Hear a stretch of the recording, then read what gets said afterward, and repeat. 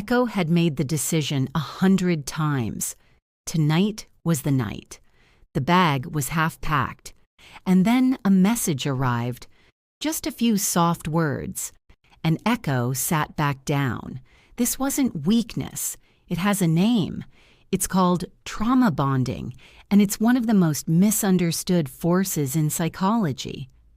Trauma bonding is a psychological attachment that forms through a repeating cycle of abuse and intermittent affection.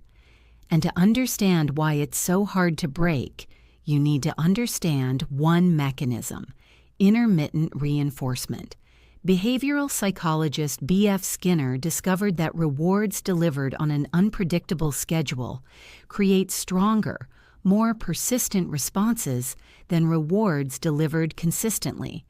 This is exactly why slot machines are addictive, not because they always pay out, but because you never know when they will.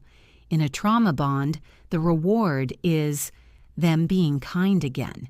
And every time warmth returns unpredictably after pain, your brain registers it as more significant than if the warmth had simply never left. Dopamine spikes not during predictable good experiences, but during uncertain ones. You are not addicted to the person. You are addicted to the relief. The cycle has a pattern.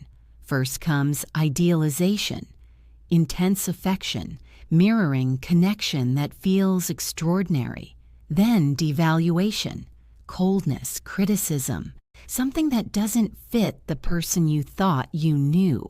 Then the return to warmth, and your brain, conditioned by that unpredictable cycle, pulls you back every time. Over time, this resets your baseline. Calm, stable relationships start to feel flat. Your nervous system had been trained to associate intensity with love. This is why people leave a trauma bond and then describe healthy relationships as feeling somehow wrong. And this is why knowing all of this doesn't automatically set you free.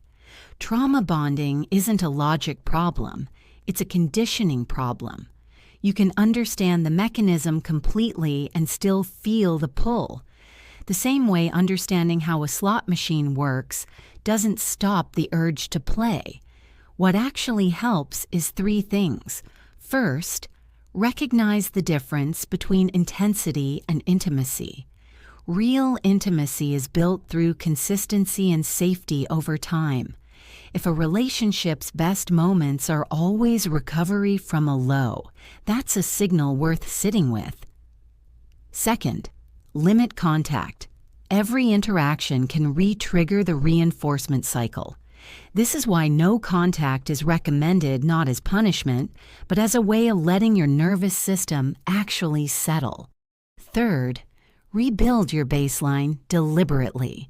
Spend real time around calm, consistent people. It feels less exciting at first. That's exactly the point. You are not weak for having stayed. You are responding in a deeply human way to a mechanism most people never learn the name of until they've already lived through it. In the next video, Echo breaks down hoovering. What happens when the person who hurt you starts reaching back out, and why it almost always works the first time.